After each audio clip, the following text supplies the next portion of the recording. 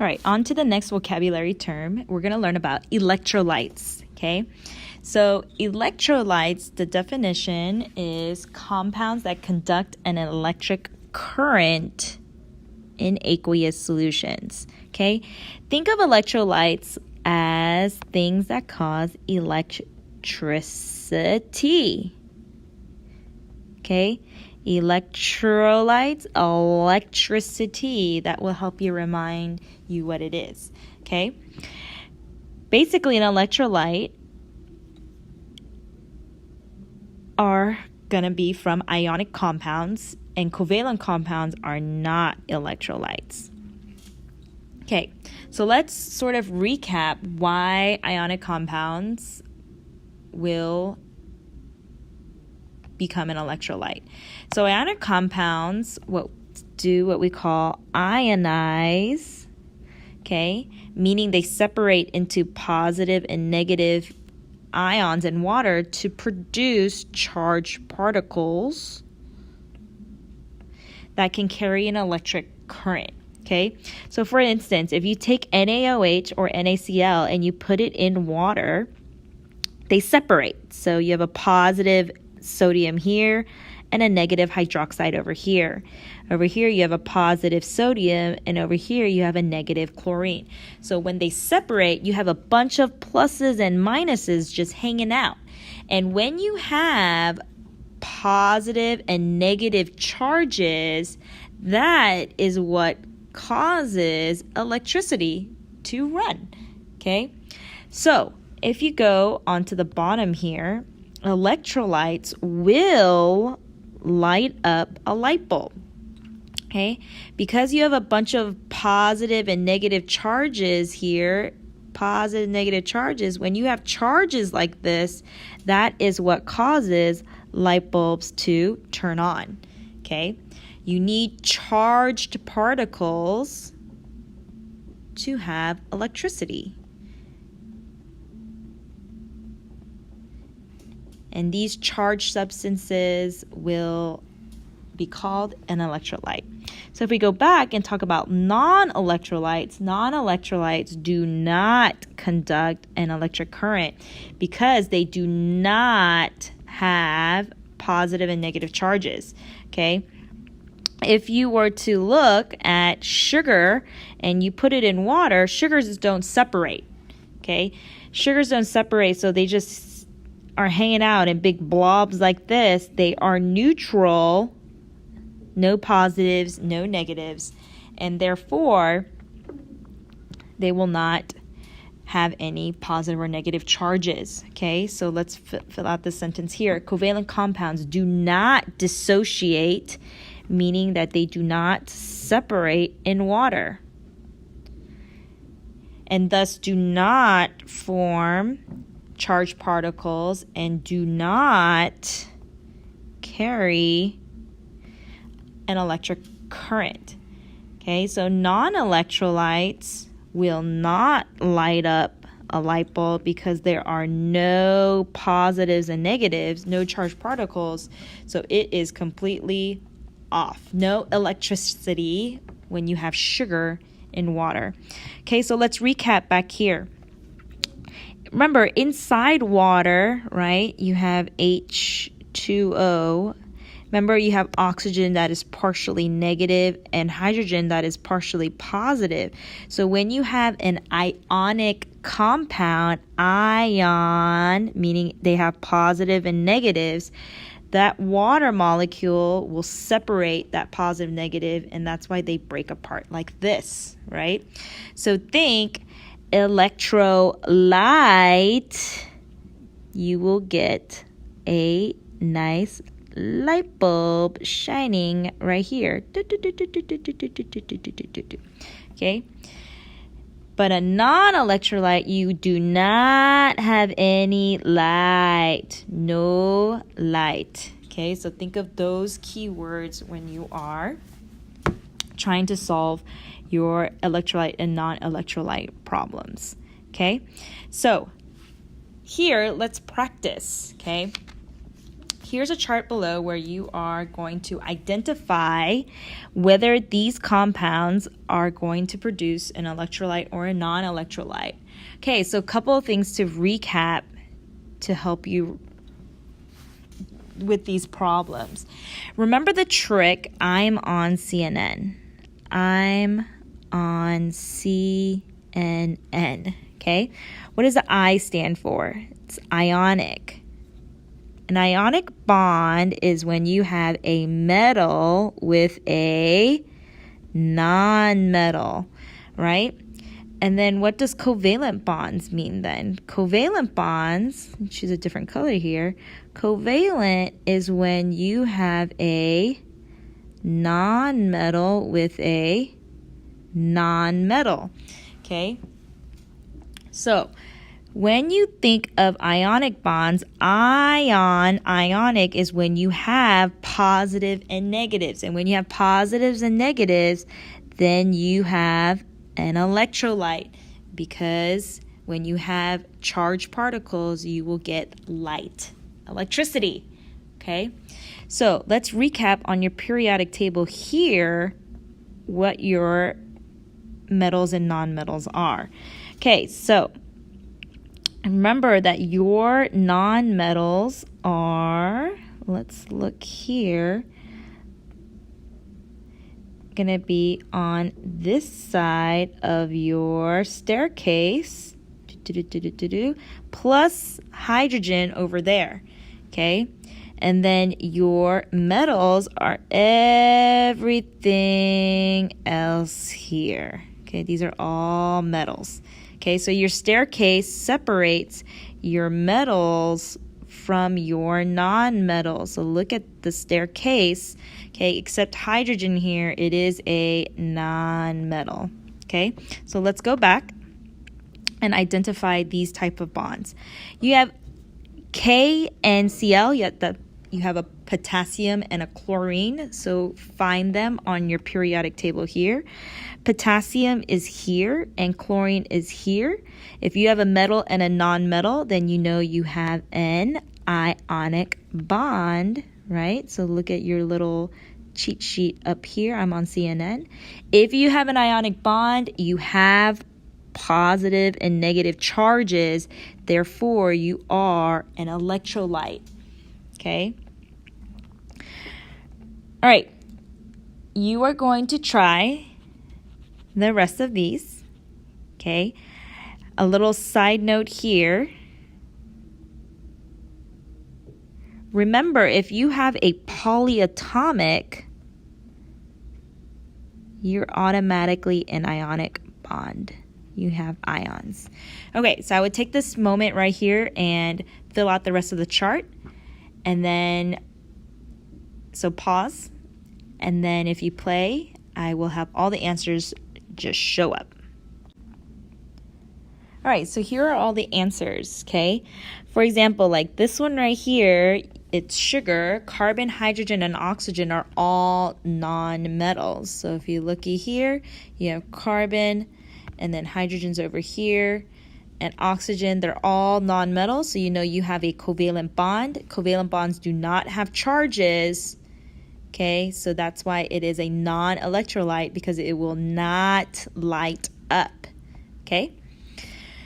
All right, so hopefully you got the rest of this chart right. So now let's look at how you will see this on your quiz and test. The question will ask, will a solution of CCl4, okay, carbon tetrachloride, conduct electric current? Justify your response.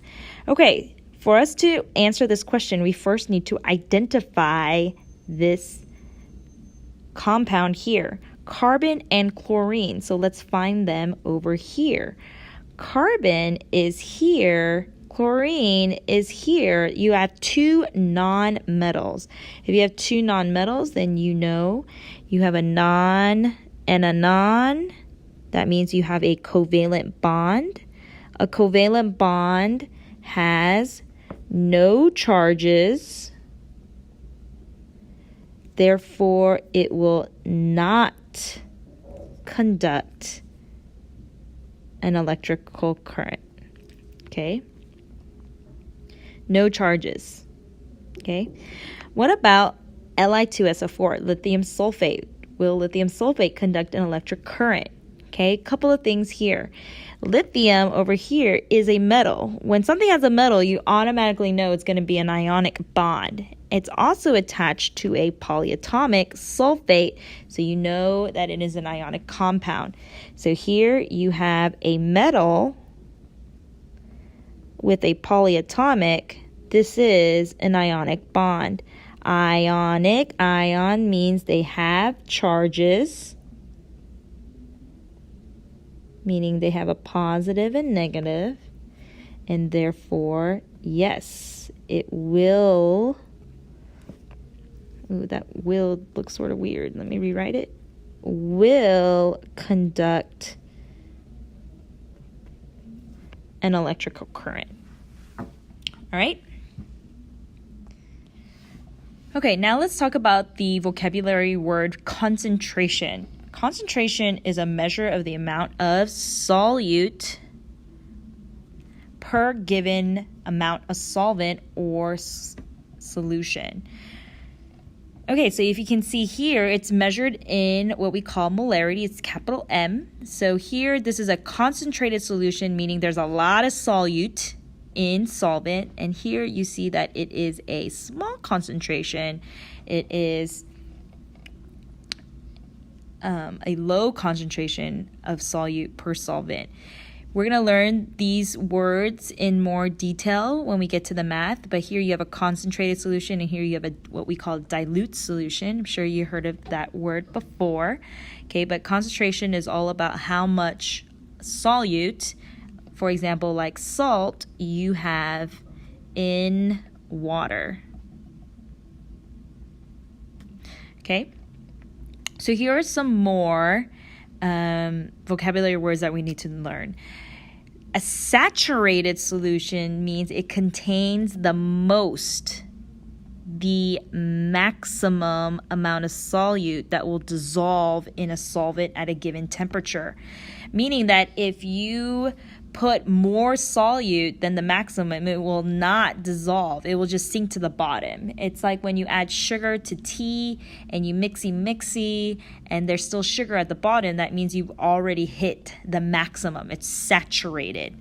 When something is unsaturated, that means you can dissolve more and you didn't. So if you are dissolving the sugar in tea and all of it disappears, then it is probably unsaturated because you can put more sugar into that tea. Now, we're going to be reading solubility charts, okay? This is an example of a solubility chart right here. A solubility chart will show temperature versus the amount dissolved. Okay? The line on the graph will tell us the point of saturation at a specific temperature, because usually the hotter it is, you can dissolve more, okay? If it's on or above the line, we say that it is saturated, meaning you hit the maximum. If it's under the line, it is unsaturated, because that means you could dissolve more. Okay, so here is our solubility chart. Okay, a little zoomed in version here. So this line right here tells us the point of saturation. So we're going to be answering questions based off of this chart here. Okay, so for example, it says, question number 1, from point X to point Y, the potassium nitrate solution is going from blank to blank. Okay, so we're going to look at point X to point Y. All right, point X to point Y is here to there. Okay, so you're going to take a look. At point X, it is above the line, right? At point Y, it is on the line. And what did we say in our notes earlier? If it is on or above the line, it is saturated. So for us to answer this question, we are going from saturated to saturated. All right, let's look at the next one. From point Y to point Z, the potassium nitrate solution is going from blank to blank. All right, so if we go back here, point Y to point Z. Okay, there's that there. Point Y is, once again, on the line. Point Z, here's where the line is right here. It is under the line. So how are we going to answer this question? We are going from saturated, because it was on the line, to unsaturated, because it was under the line. Okay, so I did 2 examples here. I'm going to have you do the next 2 on your own. Okay, I'm going to show you another example of how to use the graph looking at these down here. So I'm going to do 2 of these examples. Okay, it says we're going to determine if the following is unsaturated or saturated using the graph. So the question is, at 40 degrees Celsius, 100 grams of potassium nitrate. Okay, so if we go back here, let me go ahead and erase all of this so we can start all over. Okay, so we want 40 degrees Celsius, so you have to find, here's temperature, 40 degrees is right here, and 100 grams is right here. So you're gonna make a little point at 40 and 100, and you're gonna ask yourself, is this on/above or is it under? It is above the line. Anything that is above the line, we say it is saturated. So you put sat for saturated. Okay, let's do another example, like number 2. So 55 degrees Celsius, 100 grams. So let's go back here. 55 is probably right here. Okay, and we're going to go up 100 grams, which is right here.